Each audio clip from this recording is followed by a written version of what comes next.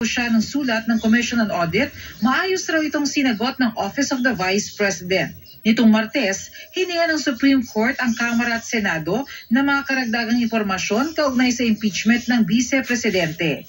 Nauna nang kinumpirma ni House Secretary General Reginald Velasco na natanggap na nila ang notice mula sa Korte Suprema. Nanindigan din si Velasco na walang nilabag na rule sa impeachment ang kanyang tanggapan at ang Kamara. Sagot ng Vice, sumagot na lang siya sa Supreme Court. Nagtanong na ang Supreme Court doon sa mga questions na sa tingin nila may irregularity. So huwag siya sumagot sa atin. Hindi naman tayo nagtatanong. Doon sa Supreme Court siya sumagot. Siniguro din ng Vice na maayos ang kalagayan ni dating Pangulong Duterte. Meron pong nagpadala sa akin ng photo na mukhang nasa hospital bed si dating Pangulong Rodrigo Duterte. Hindi totoo yung photo na yon, na malamang edited yung photo na yon. Ibang pasyente yun.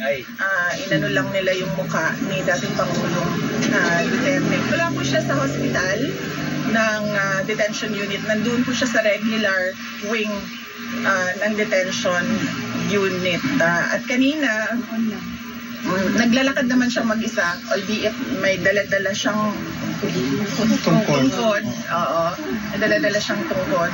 So clearly, wala siyang sakit na, kumbaga, kailangan niya maging bedridden. Para sa GMA Integrated News, Bernadette Reyes, nakatutok 24 oras. Dahil sa pagkakasangkot sa illegal na droga, naaresto sa Maynila ang isang Korean national na matagal ng wanted sa Korea. Nakatutok si Jomar Apresto. Nakunan sa surveillance video ang isang Korean national habang may hawak na ecstasy tablets sa Malate, Maynila. Makalipas ang ilang araw, nahuli siya ng mga tauhan ng Ermita Police Station sa tapat ng isang convenience store sa bahagi ng Nakpil Street kasamang isang Pilipino. Naaktuhan raw siya ng mga otoridad habang bumibili ng illegal na droga sa isang lalaki. Matapos ang isinagawang verification sa Bureau of Immigration, napagalaman ng pulisya na ang dayuhan na nahuli wanted sa South Korea at pinaghahanap ng Interpol noon pang 2022. Operator daw ng ilang illegal gambling sites sa nasabing bansa ang suspect. Malaking tao ito.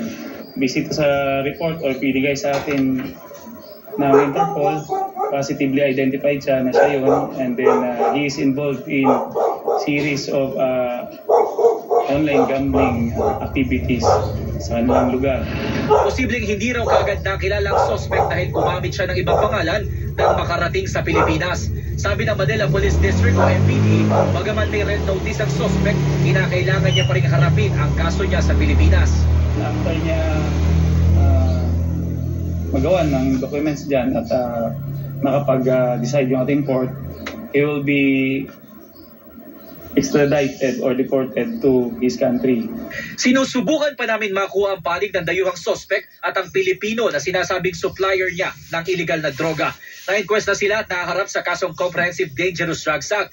Nakatakdang i-turn over sa immigration ng dayuhang suspect at dadalhin siya sa custodial facility nito habang gumugulong ang kanyang kaso sa bansa.